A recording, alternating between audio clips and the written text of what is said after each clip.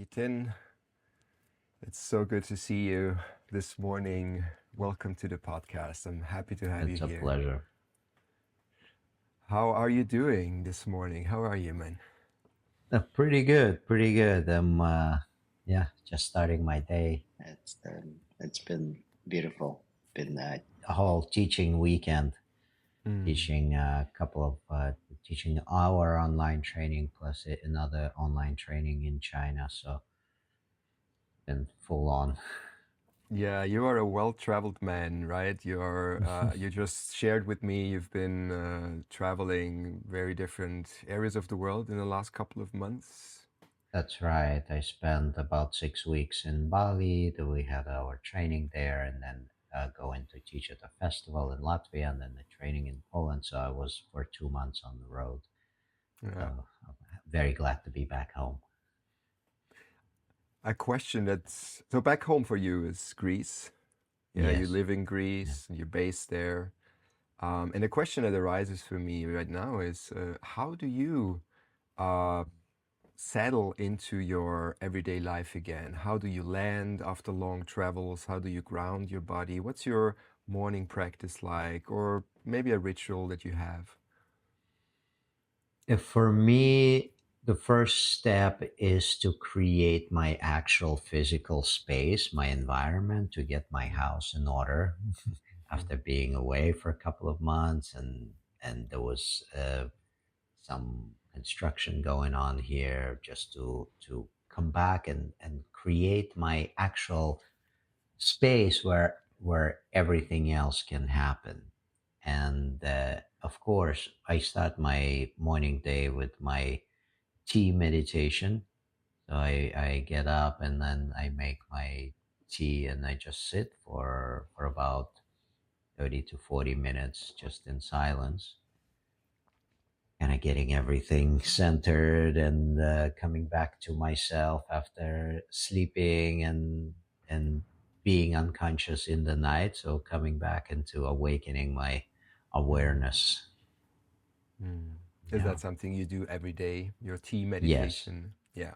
Yeah, that is something that I do every day. No matter if I travel, I bring my whole tea setup with me wherever I am. I start my day with my tea meditation. Yeah, beautiful. So now that we're here after your meditation and in this space together, I feel like we have a lot to cover, Giten. There's so many interesting things I'd love to talk to you about.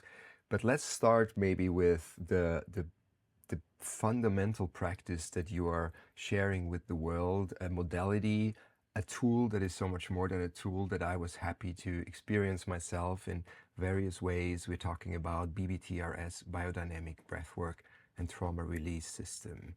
That is also the reason why you're traveling so much. You're teaching it, you're sharing it with the world, and from my perspective, giving such a gift to so many people. And why don't we start with this? What is BBTRS, G10? What's biodynamic breathwork and trauma release system? Biodynamic breathwork is a modality that uses the six elements to support people to complete that interrupted response that lives in the nervous system that we sometimes call trauma or developmental disruption or developmental trauma. So, pretty much everyone has some sort of a charge living in their nervous system from the time they were very young or maybe something fairly recent. So, biodynamic breathwork uses the six elements of breath, movement, touch, vocal expression, emotional expression, and meditation, creating this beautiful integrated flow to support the completion of the interrupted impulse. And it's very effective. I've been sharing it for close to 18, 19 years now around the world. And by now, there's thousands of people that experience this in many different places on the planet. And it's a very effective modality. As you know, you have gone through the training, and Mm, it really works. yeah. it does work. I remember our 10-day Bali training, an in-person training, an immersion where we had exchanges every day. So basically for 10 days, you get like receive one-on-one breathwork session with BBTRS with all these elements that you just shared. And I remember on the last 2 days, I felt like I was high, like I was on some amazing drugs. Only I didn't take any substances. Felt like a natural high. I was like so natural in my expression. I felt so present. My mind was calm and clear. My body felt alive, and I was like hopeful towards the future and positive. What happened? Like, why was that feeling so present? Can you maybe elaborate? Because you have seen it from many different people Mhm. and many different perspectives. What is actually happening in the body when we practice breath work and especially biodynamic breathwork? And we're going to talk about the differences Mhm. between other modalities soon, but maybe let's start with this. Yeah, so biodynamic breath work is great at opening up the stagnation and supporting the release of arrested energy in the body. So when that happens, we really open up to being a lot more sensitive, a lot more connected to our experience, a lot more embodied and able to feel what is happening in our physical body. And that what you describe, feeling so expanded and high, this is really restoring the organic and natural flow in the body that's supposed to flow like that in the first place. But what happens in life, that trauma interrupts that flow. Trauma is, by definition, arrested energy that lives in our nervous system. It's a charge. So when we support the body to release that charge, we oxygenate ourselves. We support every cell in the body to receive more energy, more vibrance, more oxygen.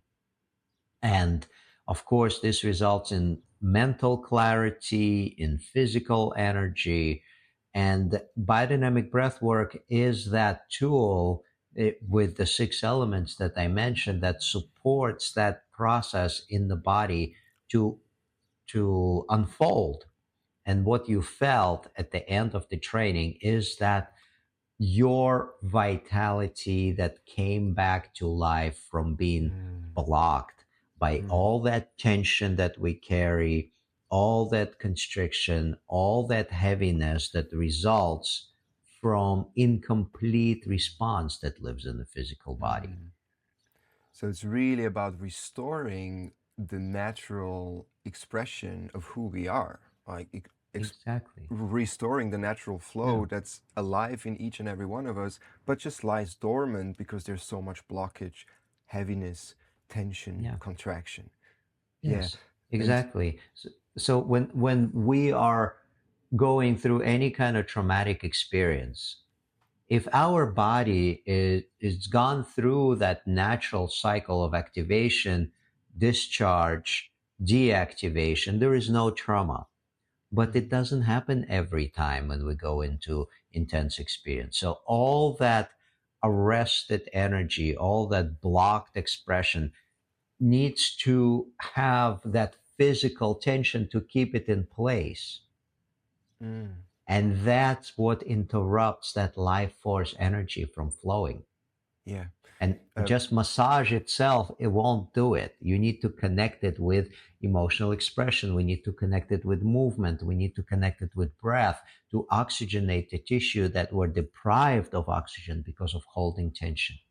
mm. I feel like this is a good point to dive a bit deeper into what trauma actually is from the standpoint of the trauma release as it is being worked with in biodynamic breathwork, because I feel like it's such a loaded word as well and it's thrown around often.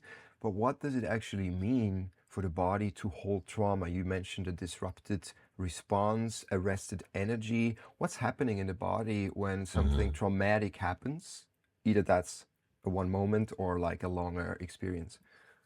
So, by definition, trauma is body response when we simply go out of our normal coping mechanism, meaning that, as I mentioned before, if there is an activation by a certain event, we go into fight or flight, for example, and we complete that energy, we complete that response, there is no trauma. Mhm. But in a lot of cases, that when the fight or flight becomes incomplete or has no direction, meaning that you can't discharge that energy that is released into the body, that settles in the body as unprocessed charge, incomplete fight or flight. And that's what's called trauma. So it's pretty much it's dysregulation of your system in terms of a normal coping mechanism. Mhm. So that's trauma. And that charge that stays in the physical body is resulted in, first of all, physical tension, charge in the nervous system, and all set of behaviors and conditioning that is created around it. So, like you said, the word trauma has been thrown around for right now in pretty much in every context.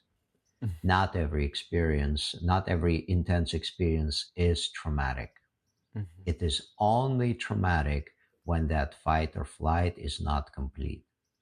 That's Yeah, what, by definition, trauma is.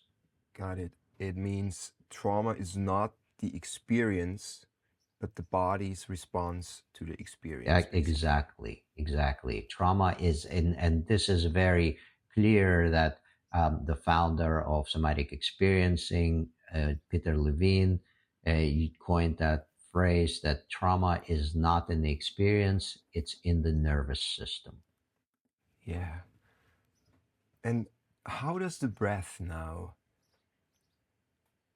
influence our body's way of holding the tension and releasing it? What's happening in the body when we breathe, shallow or deep? What's the difference there? So, first of all, the breath is one of the first elements that get impacted when we go through a traumatic experience. We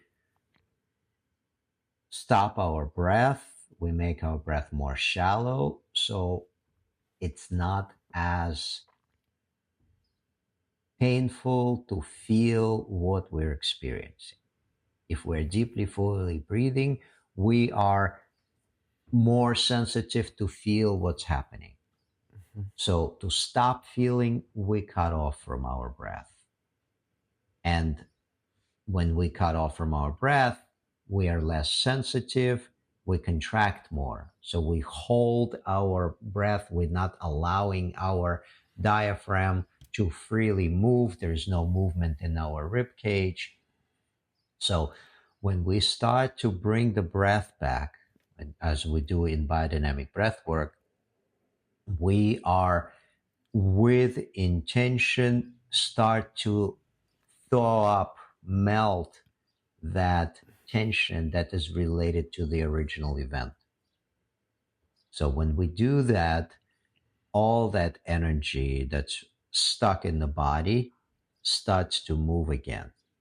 And breath, of course, is used as that initial tool to engage the body again, to start to reactivate that fight or flight response that's been dormant in the physical body.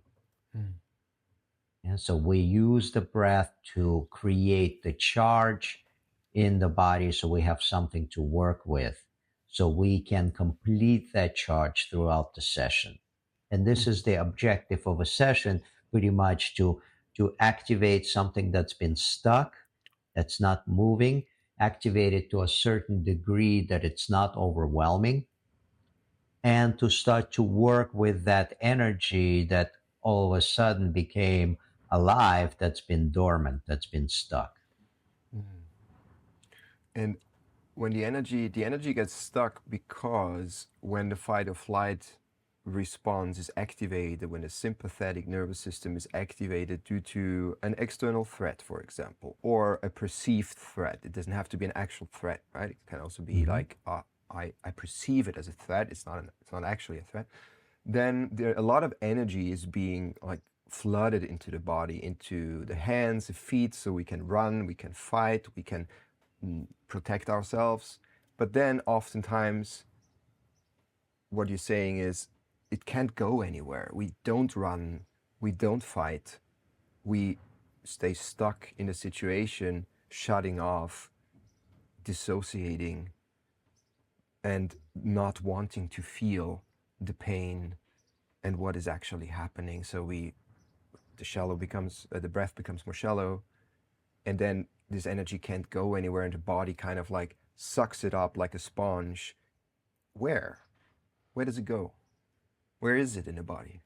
It mainly lives in the nervous system. So all the responses that you described, these are autonomic nervous system responses. Mm-hmm. Yeah, and these responses happen completely beyond any rational thinking Mm-hmm. or any decision making process. It's outside of that. This happens as our body perceives the threat, the severity of threat, and the chances for fighting for to escape the threat, or running away fighting to protect yourself, or running away to escape the threat. That is another response, that is freeze response, which is also chosen by our body Mm-hmm. as a preservation mechanism. Mm-hmm. So of course, this is a fantastic way that the nature created this. If we were standing there and trying to figure out how dangerous the situation is, we probably would not make it as a species. Yeah. So the body sees and assesses the situation before our conscious mind recognizes it. So when this energy is released into the body, we just follow on it. Yeah, and a lot of the times, for example, if I'm talking about developmental trauma, if there's abuse, for example, in the home, and the child is feeling threatened, there's simply no way they can escape that. So that energy is released into the body. The body doesn't process it all the way because there's nowhere to run. Mm-hmm. And this can happen on a regular basis, or this could be a one-time event. So that's the way that we store that charge, and it's mainly stored in the nervous system. And of course, to reinforce that charge to stay in the body, for to our body stops that spontaneous release, we put on that physical tension. It's kind of like insulation for the wiring. Like if you look the at the nervous system, it kind of looks like wiring, like electrical wiring, Mm-hmm. and all of the tissues around it, that muscular tension that we create, the fascia, the contracted fascia, all of that is preventing that release. And then, of course, on top of all, we have that personality structure that we adapted to feel safe, to feel, to kind of reinforce that decision that I'm gonna create a certain reality for myself, or a certain way of acting and relating, that it's actually reinforces that protection mechanism Mm-hmm. that is already in place. Yeah. How does a BBTRS session look like? And I know from experience, they all look oftentimes very different from one another, and it's different from one person to one another, and it just can't be predicted in the beginning where the session will go. It's a journey in itself. It's a lot of attunement and resonance with the client, with the person you work with. And then the body, basically, body's intelligence takes over and guides the session. But there is some basic structures in it. You mentioned the six elements. What's the basic approach, you would say, and how is biodynamic breathwork different from other breathwork modalities? So let me start with how biodynamic breathwork is different. Yeah. The other breathwork modalities, majority of them that I know of, are focused on exploring alternate states of consciousness, which has its benefit, has its use. But biodynamic breathwork is different by going into embodiment process. So biodynamic breathwork is less focused on going out of the body, but rather coming into the body and staying present as much as possible to your experience through the felt sensations. And to do that, we work with the six elements that I mentioned. First of all is breath. We need to generate charge in the body to work with. So we are increasing the volume of breath. We mainly use conscious connected breathing and in various ways, in through the nose, out through the mouth, in and out through the mouth. It could be in and out through the nose. So depending on how much charge you want to generate, because breath can generate the charge, but breath can also reduce the charge in the body. Breath very quickly impacts our energetic responses in the body. So the typical session looks like we start with a dialogue. We look at the physical body, how it's holding that trauma, how it's holding the charge, where there is a place of resource, meaning that finding a place of safety in the body. Then we either zone in on some kind of issue, some kind of traumatic experience from the past, or it could be just general session for to see what comes up without having any idea. And then we start to breathe to elevate the charge in the body. Once the charge is elevated, we want to contain it for a little bit. So that charge actually starts to work on the body. We don't just start to breathe and then right away release. We want to stay present with those felt sensations that arise simply because we're breathing. And after a while, the body starts to go into autonomic releases. So this spinal unwinding may happen, there's tremoring that may happen, which is neurogenic tremor. It's a way that our nervous system starts to release the charge is through the tremor, which is very universal for all of the mammals, how they deal with that excess charge in the system. They release it through tremoring. So we kind of build up that charge generated in the body, build it up, bring it to a certain degree, then maintain that activation for a certain limited amount of time so that charge can work on the system, then some kind of release can happen, and then we go into integration part, resourcing part for a certain time. That's what we call pendulation in the working with trauma with the body, meaning that we activate, we deactivate, we give the nervous system a break. We come from sympathetic activation to parasympathetic, sustain it for a while, let the nervous system rest, and then we go into another cycle of pendulation. Mhm. So, with each cycle of pendulation, our nervous system is able to maintain the larger amount of charge for a longer period of time. This is what is happening. We're regaining the resilience of nervous system that's been diminished because of held charge in the physical body. So we go through anywhere between one and several pendulation cycles throughout the session. They could be very short or they could be longer cycles. It's all depending on window of tolerance for each specific person. In each individual nervous system is unique and is able to hold various amounts of charge depending on the trauma that we all hold in the physical body or disruption. Mhm. Meaning, when I'm talking about disruption, I'm talking about the disruption of normal coping mechanism. Yeah. Mhm. So towards the end of the session, we always finish with a place of parasympathetic activation, meaning relax, letting the nervous system come down, stay present to that spaciousness that's opened up, staying present to positive sensations that came up throughout the session. And actually, in that time, many people go into that beautiful expanded state, which other breathwork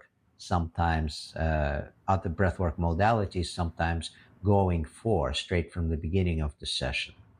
So the idea is to stay embodied and present to your experience throughout the session. This is mainly what sets biodynamic breathwork apart, which other breathwork modalities sometimes I found quite quickly dissociate people. So you Mhm. check out from the physical body, you go into some kind of expanded out of body experience. We're actually coming back into the felt sensation, tracking these felt sensations, and letting the processes that are triggered by the tools that we work with, breath, movement, touch, vocal expression, emotional expression, which is a result of the previous uh, elements that I mentioned. So all of that is supporting the release and coming back to the so-called normal functioning of the nervous system, which just goes through charge, discharge, and you're all good. That's basically what the nervous system is made for. A window of Exactly. tolerance you mentioned, and it's not a problem if external things happen and the nervous system can take it. It just goes through, Yeah, right? And exactly. then it doesn't get stuck. But when the window of tolerance is really narrow, then even minor incidents in the external world can just trigger that response that overactivates the nervous system into a almost permanent fight or flight state, basically, which is when we That's then exactly. experience our life to be very stressful. Yeah. Yeah, that's exactly correct. That's exactly what you're saying. The nervous system gets overwhelmed simply because the window of tolerance is smaller. It's already holding amount of charge, and each time you adding more, it Mhm. overwhelms the system. Yeah. And what can be experienced, and I find this to be interesting to be aware of, is like when we are being triggered, also a term that is being thrown around a lot. Oh, I'm triggered by this or I'm triggered by that. So something happens, a person says something, or something happens, is basically an unconscious activation of something that is being held in the body. Whereas in a breathwork session, we move towards that in a conscious way. We activate that through the breath in a conscious way, but and also with a very gentle approach. So we try not to overwhelm the nervous system, but we titrate. Titration is another important element, right, of BBTRS. We titrate towards it almost as if we are approaching it very gently. Mhm. Yes, exactly. Biodynamic breathwork is a gentle approach. We Mm. avoid going into cathartic activation. We avoid overloading the nervous system with activation. Uh, we are going through what you name this titration, which is exactly it, meaning that releasing little by little within that window of tolerance. The thing is that we don't stay in the middle of that window of Mm. tolerance. We need to create activation in the body to challenge the nervous system a little bit. Yeah, we want to come to the edges of the window of tolerance, hang out there for a little bit, because this is where the work takes place. If you constantly stay in a comfortable state, nothing will happen in the session. So it's really about challenging the system a little bit. And when the system is challenged in this constructive way without overloading it with charge, Mm, the nervous system likes that. It's like you go into the gym, you're working out a little bit, you need to challenge yourself every time to grow muscle, to become stronger. If you working out within your comfort zone at all time, you're kind of just maintaining what is already there. mm, So if you want to grow, if you want to expand in some way, mm, our body, physical body, likes that challenge, that constructive way to create the activation. yeah. And so does the nervous system. Mhm. Um, so trauma is basically inevitable in the human experience, correct? It's just something we experience as a matter of It's fact. part, Is that yeah, it's correct? part of human life. Absolutely. Yeah. Trauma is something that's unavoidable. Mm, Even if you have a very resilient nervous system, there will be a time when the situation, the experience is throwing you out of that normal coping mm, mechanism. It mm, disrupts the normal coping mm, mechanism. mm. And it's unavoidable. Yeah. And the thing is that even when that happens, some people have better way to process it than others. Some simply have that natural genetic resiliency, and others don't. Mhm, And for example, this work is not for everyone. Someone that is extremely sensitive or extremely traumatized for with complex PTSD, for example, they need a lot more soft approach than that we're working with. mm, But mm, if you have a normal, so-called normal to more resilient nervous system, this work is absolutely beneficial in so many ways. mhm. You mentioned the genetic disposition. You also mentioned PTSD, post-traumatic stress disorder. So there's different ways we can experience certain life circumstances. Uh, but what about generational trauma? I think this is also an interesting aspect in that because trauma can also be inherited, correct? And how does that work? Absolutely. And Absolutely. yeah. There are studies have been done on genetics and the cause of trauma on actual genes. We pass on our traumatic experiences to the next generations, and that's been very clear from studying of Holocaust survivors and their children, and it's very clear that that intense, life-threatening situation, traumatizing situation that people have gone through, and they never really had the chance to address them Mhm, because uh, that was not something that was popular those times. We are, I think, are the luckiest generation mhm, out there since we had this opportunity to start to kind of heal generational trauma for for ourselves, but also for the people that initially experienced it. mhm, So it's definitely something generational trauma. It's something that's very real. And imagine that you are growing up in the family of people who are traumatized by surviving a concentration camp, and they've never really looked at it. They never done any work around it. They kind of just, all right, this happened, and let me move on. But the horrors they experience the horrors they have seen, it's still is held in their physical body. It's held in their behavior pattern. Do you think that would not impact their children? It's kind of silly to think that it would not. mhm, And the way that they would relate to their children, it's quite a real thing, and it's happening to this day, because it doesn't just go to one generation. It's not passed on to just one generation.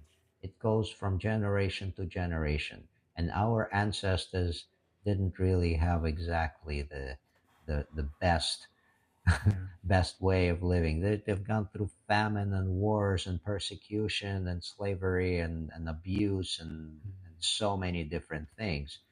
Whether they lived in North America or in Asia or in Europe, it's everyone have gone through these intense events, environmental disasters. So all of that leaves its footprint. It leaves its mark on the physical body. Yeah.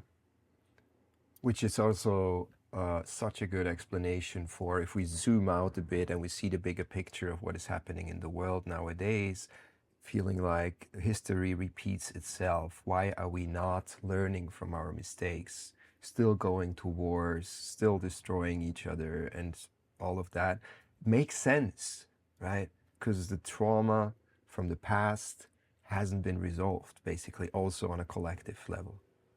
This is my understanding, this is my Yeah. insight, is that this perpetuating cycle of unrest and war is just because people do not address that in their physical body.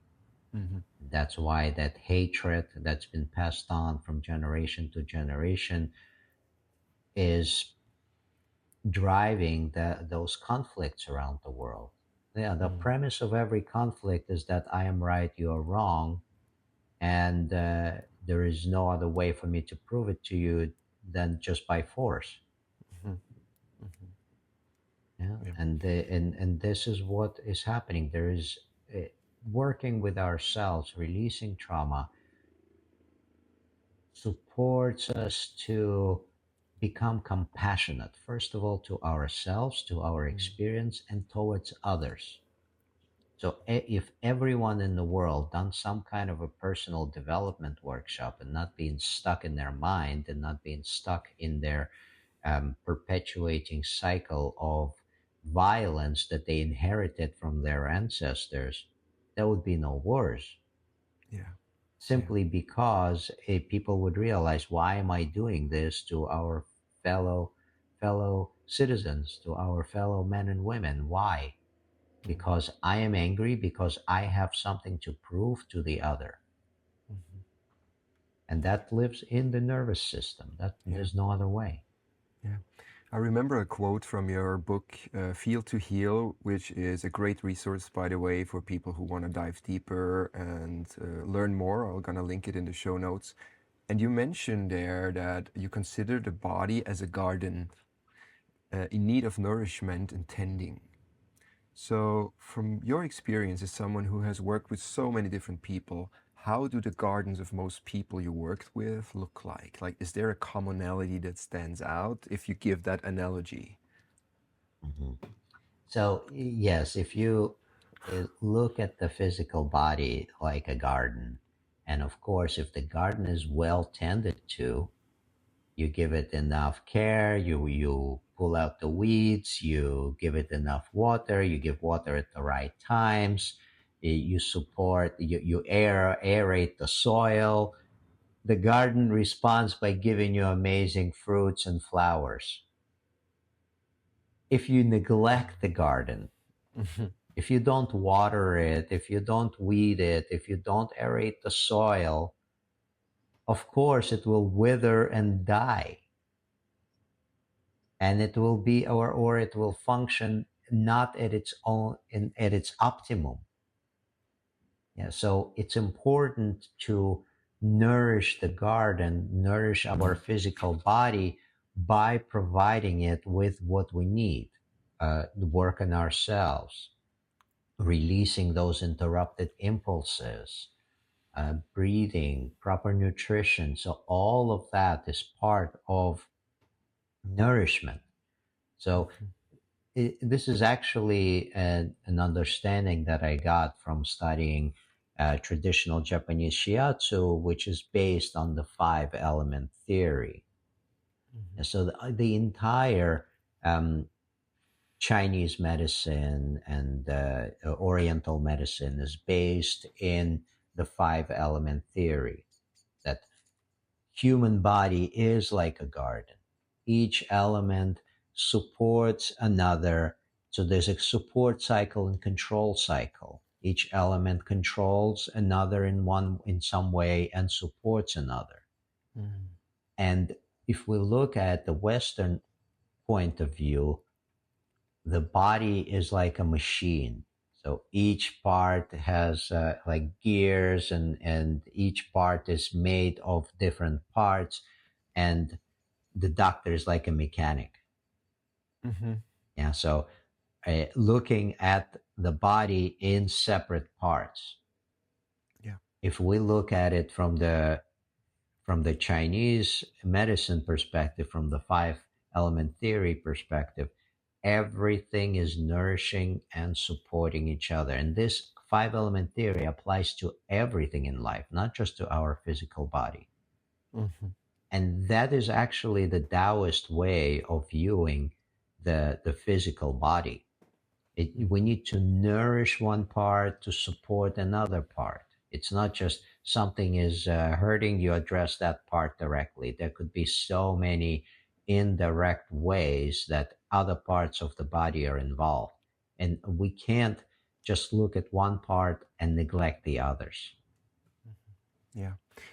What's a very concrete recommendation you could give to our listeners to tend to their gardens from day to day life? Yes, breathwork, biodynamic breathwork sessions, of course, they go deep, they can help a lot.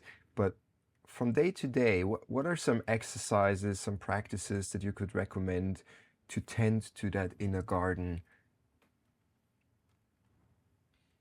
I have a couple of guided exercises on Facebook. You can also put a link to them Hmm.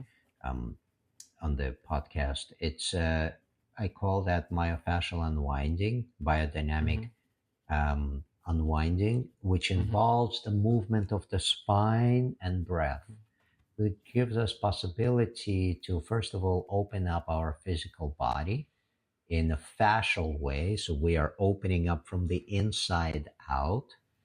We're allowing that energy that's been held at the core of the body to start to mobilize and release and to move. So we disperse it.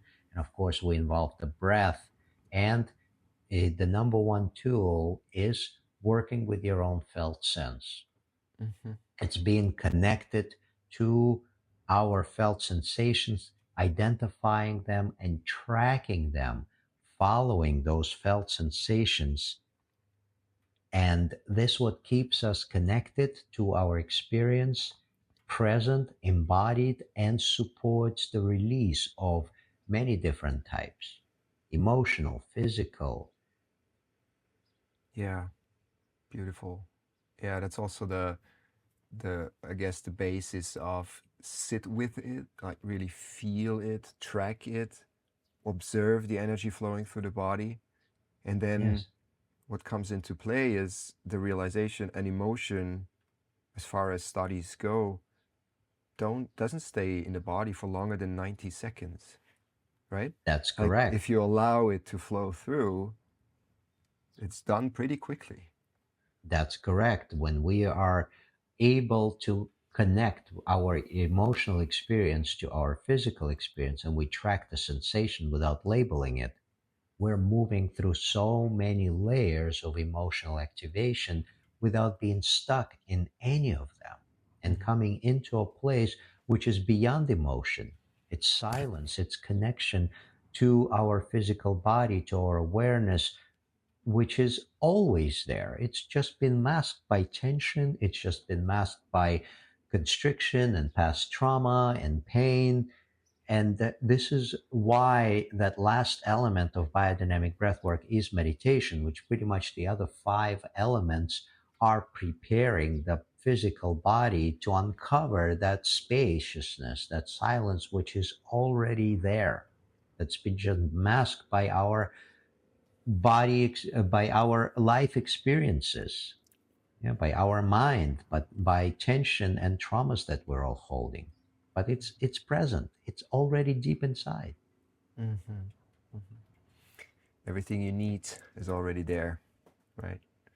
Uh, One more question, Giten, just because I know many of our listeners are also interested in, plant medicine. I had interesting interviews on ayahuasca, plant medicine. I know you have studied both effects of ayahuasca, psilocybin, plant medicine, talking about plants and gardens, and breathwork. And I often found it very interesting, having experience with both as well, the connection, the feeling of utter connection to something much bigger, but especially to myself. From someone who has studied both breath and plant medicine, what's the connections and similarities for you that you see, that you experienced? Working with breath is very similar in so many ways to working with plant medicine, Hmm. uh, simply because of the chemical processes that happen in the physical body. Both breath and ayahuasca work with uh, releasing DMT in the physical body, specifically 5-MeO DMT, which is released from pineal gland. And breath really triggers those releases of 5-MeO DMT. And the experiences that we go through, for example, in ayahuasca experiences or even psilocybin experiences, if in so many ways are similar to going into a breathwork experience without the need for substances. Uh, I have started on my path through experimenting with substances, and then now it is so rarely. It's been several years since I have uh, done any substances at all in terms of going deeper into my own explorations. For now, what I'm completely satisfied is doing a breath session once in a while, going into my own breathing. Working with light is something that I am interested in now in combination with breath. I have this machine that's called Rexiva lamp that stimulates um, your brain through very specific light patterns, flashing light patterns, and it supports to bring a very specific states, which just the light patterns support the brain to go into very exact states that are triggered by substances. So that in Interesting. combination with breath works incredibly. So that's only done in a very small group or an individual session, and I just experiment on my own with myself. But in any way, working with plant medicine for many people is a pathway. It's a doorway Hmm. into accessing alternate states of consciousness, expanded reality. But what I'm trying to say is that it doesn't have to be the end. It Mm. can be an additional resource. But what I see these days that many people get stuck in on that level, and they need to go into another ceremony, another ayahuasca experience, or whatever it is that you're doing, another psychedelic.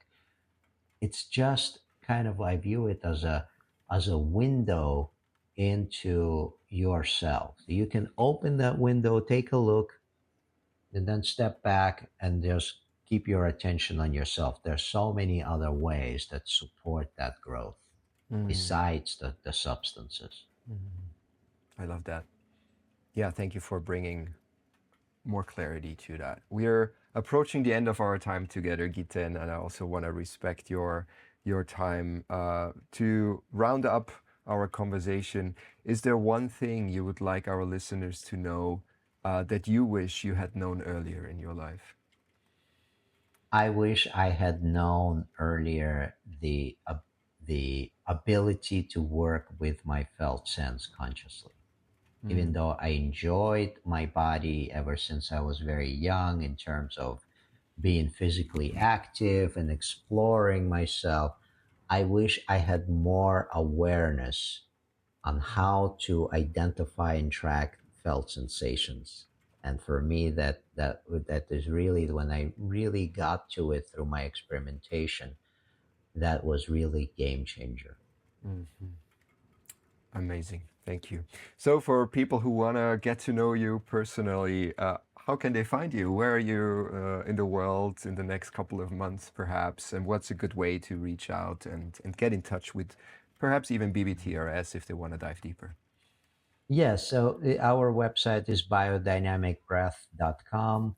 Yeah, I am in Greece for the next several months before I travel on the trip, and then that's pretty much where I spend most of my time in on the beautiful island of Lesbos, and I do offer individual retreats where people come and stay and work with me for several days at a time, which also involves working with medicine. I'm not gonna name which one, but yeah. it's a combination of working with breath, movement, Mm. touch, and uh, certain substances that support your personal growth and transformation. And of course, the trainings are happening all around the world. They're happening in Europe, in North America, in Australia, in Asia, in Bali, in China. So you're most welcome to check out everything. All the schedule is on our website. Love it. I will put all the links in the show notes. Giten, it has been a pleasure really to have you in a one-on-one conversation here for the podcast. Thank you so much for your time and all the knowledge and wisdom you shared here. Really appreciate it. Thank you, Jacob.